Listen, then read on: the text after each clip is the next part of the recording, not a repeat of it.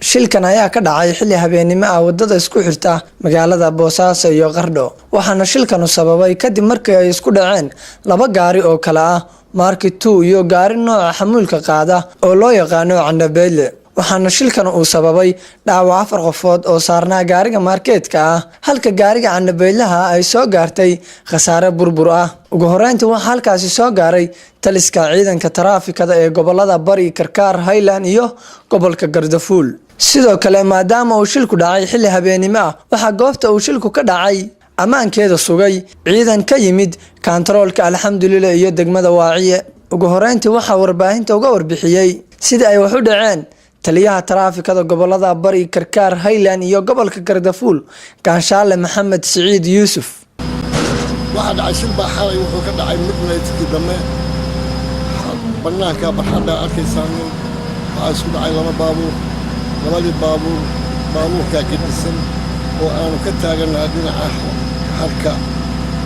aanu ka taaganaa Candabeyle iyo baabuurka marketka oo halka yaal labada baabuur waa isku dhaceen dad baa ku dhaawacmay 4 qof dhaawacaas waa la qaaday meesha ugu weyn islaxada la qaaday qaar dalka ay loo dhigay qaar ka jooga waa leeyihiin shirkaas wuxuu dhacay sidaas uu dhacay dhibaatada inta leegana waa la kaashanay waa shil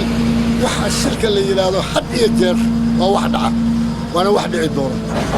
ayeeshee sababahay u dhaceen in la helo waana helay sababta uu dhacay waa ogaanay waana ognahay marka waxaan jeclahay waxaan ugu yeeray warbaahinta in wixii jiraba halka ay ka soo baxaanin sidaas lagu sharctamo sidaa lagu kala meel maro xogayaha degmada Waaciye Mustafa Ahmed Ismaaciil Deeradile oo kamid ah mas'uuliyiinta u soo gurmatay shilkani ayaa ka hadlay sida ay dhanka amaanka ay uga qayb qaateen ciidanka ku sugan labada kantaroolka Waaciye kantaroolka alxamdulillah labadaba goobtay ku sugnaayeen si buuxda waa heegan loo galay kow waxaanu sameynay horta inaan badbaadino dadkii wax ku waxyeeloobay shilkan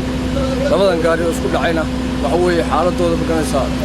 gaarigan wadada maganaysa weyn isku kooyay ma gaariga wadada waa ka baraxna waxa ku sigtay meesha gaari kale oo isla xamul sida oo markii intii maganaysa buuq aan ku jirno dhaawac iyo wixii kala gureynay meeshii ala dul soo galay kadibna maganaysa waxa weeye isaga ilaahay maganaysa khasaare weyn kama keenin meeshiisi alaabun kaliya dusha ka maray alaabtii yaacday hore u yaacday annaga waxa weeye waxaan isku daynay in aanu kow badbaadino dadka hantidooda in aanu badbaadino maganaysa dadka maganaysa dhibaatoobay ku waxyeeloobay maganaysa meesha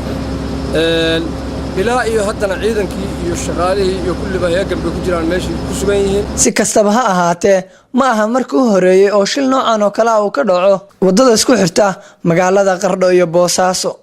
Maxamuud Yuusuf Maxamuud Aamir Yare Star TV magaalada Qardho xarunta gobolka Karkaar